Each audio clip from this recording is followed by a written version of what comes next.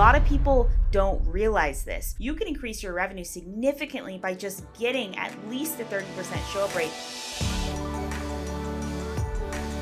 What's going on, everybody? I'm so happy to have you here. Today, we are going to be talking about 5 tips to increase your B2B webinar sales. At Morsi, we've done hundreds and hundreds of webinars. We run webinar programs for some of the biggest B2B companies in the world. So these 5 tips are coming straight from a ton of data of what's working now, plus, what's worked historically in the past for the 6-7 years we've been running webinar programs. So listen up, implement these 5 tips. You are absolutely 100% guaranteed to see a lift in your sales. Number 1, let's talk about titles. Titles are super important. That's the very first thing that your customer is going to see when they're deciding whether or not they want to take time out of their valuable day to attend your webinar. So your title needs to be banging. Most titles I see out there are structured completely wrong. They're very uninteresting, vague, and sometimes even clever to the point that we don't even know what's going to happen inside the webinar. So I'm going to show you what I view as sort of a weak title. We're going to reposition it into a better title, and then I'm going to give you a quick copywriting formula on how to do that. I'm going to read you this title that came in my inbox just the other day: Back to the Future, Basics and Updates in Infection Control. Now, I'm assuming Back to the Future is some type of clever play on words. They're trying to hearken something from a past webinar or something. I'm not sure.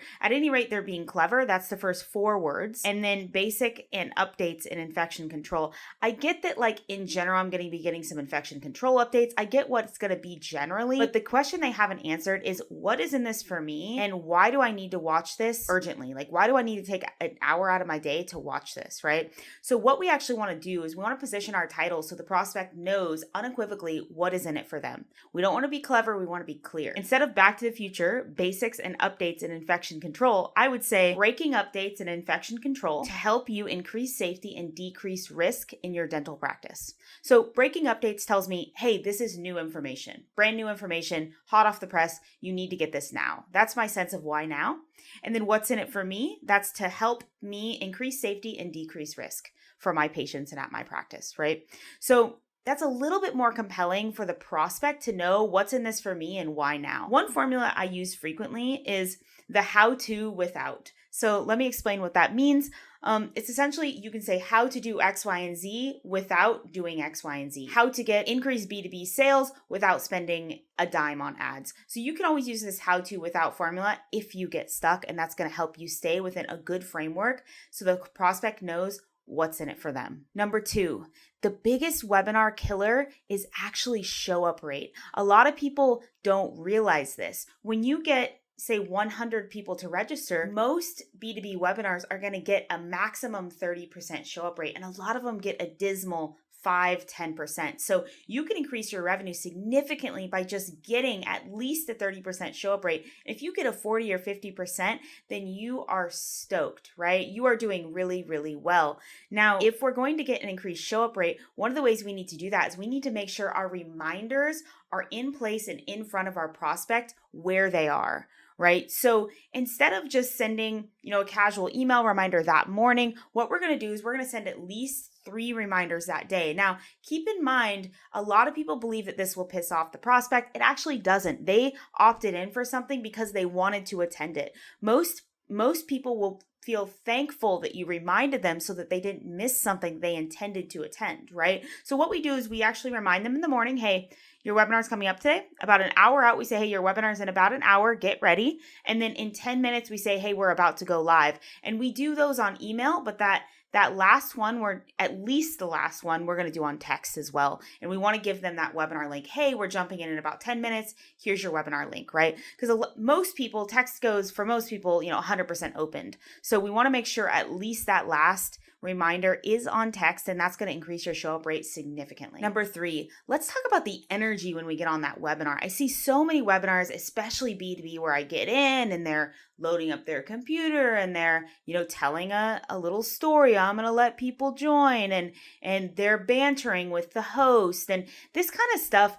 If we have high value prospects that value their time and they've given us exactly 1 hour, they don't see that as you respecting their time, they see that as, when is this going to get going? They're tapping their foot. And a lot of people will just ultimately bail out, or they'll tune out is what they'll do. They'll go and switch over to Slack. They'll start, messaging, start emailing, and you've lost that prospect already. We want to come in with big energy. Hey, welcome in, in the chat, tell me this, tell me that. We want to come in with big engaging energy to keep people in the room engaged, and we want to get started as quickly as possible.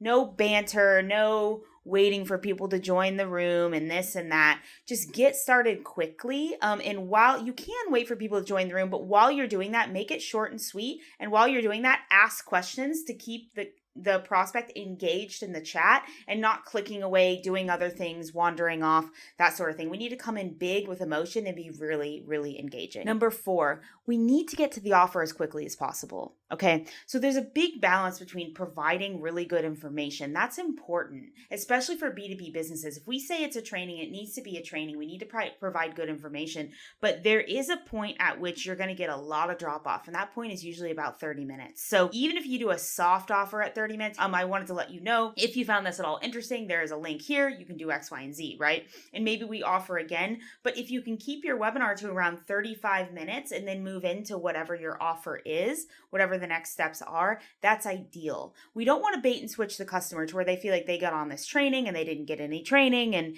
that old webinar tactic is out, right? We want to provide actual value, but you don't need to go on for 45, 50 minutes. And it's very good to understand that a lot of people are going to drop off at 35 minutes. So if you can provide some sort of soft call to action there, that's really good. Or if you're able to end there and just move into what the next steps are, then that's fantastic, because you want to make sure and grab people, and strike while the iron's hot. Number 5, I don't know why I have to say this, but I do, because it's so common. You want to make sure the offer is super clear. What are the next steps? How do people take it? We want to send it to them in the chat.